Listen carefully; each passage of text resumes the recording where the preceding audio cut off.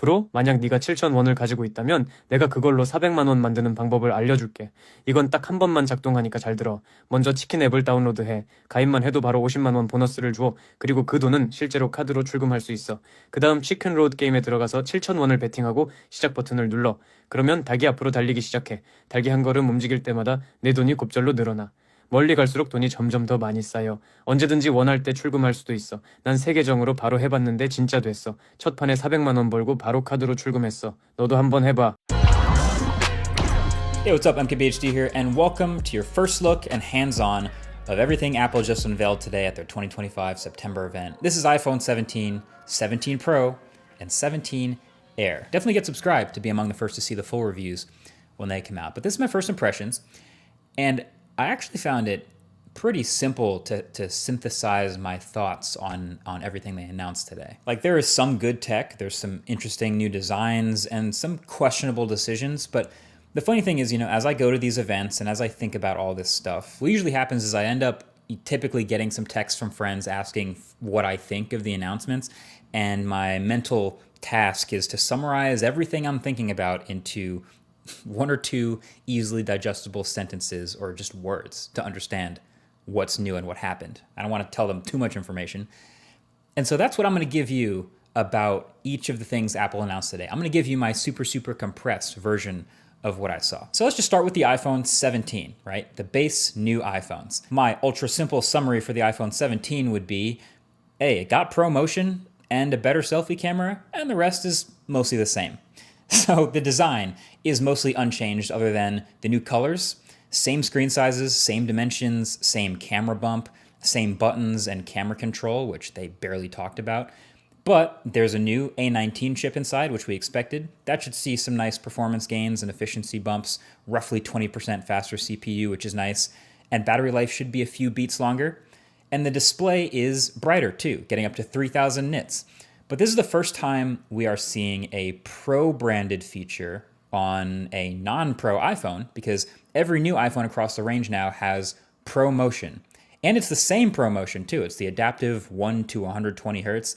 Doesn't seem to be handicapped at all. It's funny, we always used to have that, oh, regular people don't care about 120 hertz argument, but now here it is on the new base iPhones. So, hey, sounds great to me. This makes the base iPhones much more usable, and so does the new base storage of 256 gigs. So those are welcome upgrades. But the other new thing was the selfie camera. And it was funny, the keynote was pretty chill up until the point where they started to talk about this, and it was actually the loudest applause, and it was really tempting to make fun of it. But I actually do think this is really clever, because all these new iPhones have this massively upgraded selfie camera system. They're calling it center stage, but I actually think that kind of does a disservice, because the actual center stage on their laptops and stuff is kind of annoying. But what's happening is with these phones, they all have a larger 24 megapixel square selfie camera sensor.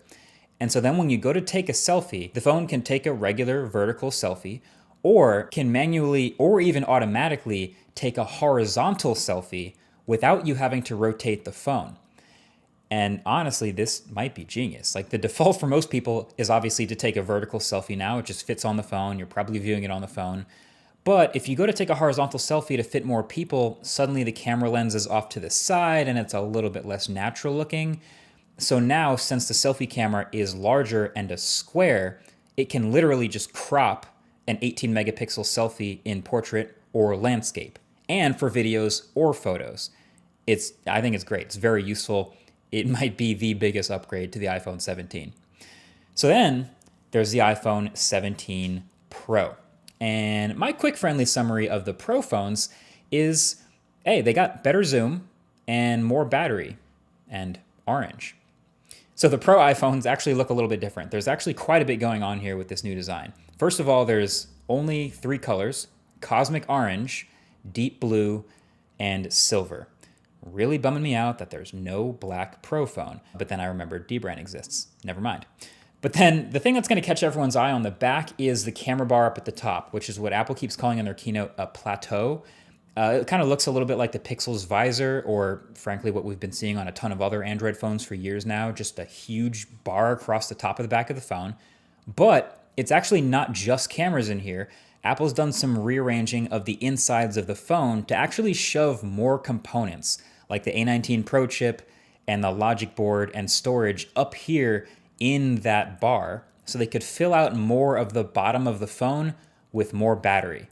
And that approach is going to make even more sense in a little bit. But my first reaction to that is, oh, yeah, great. That sounds like these Pro phones might actually come with a real substantial battery upgrade from last year, which is, again, very welcome. Now, you might also notice some other little things like the millimeter wave antenna at the top of the phone and the ring around that plateau actually also being an antenna. But then the other new design element is that they actually switched back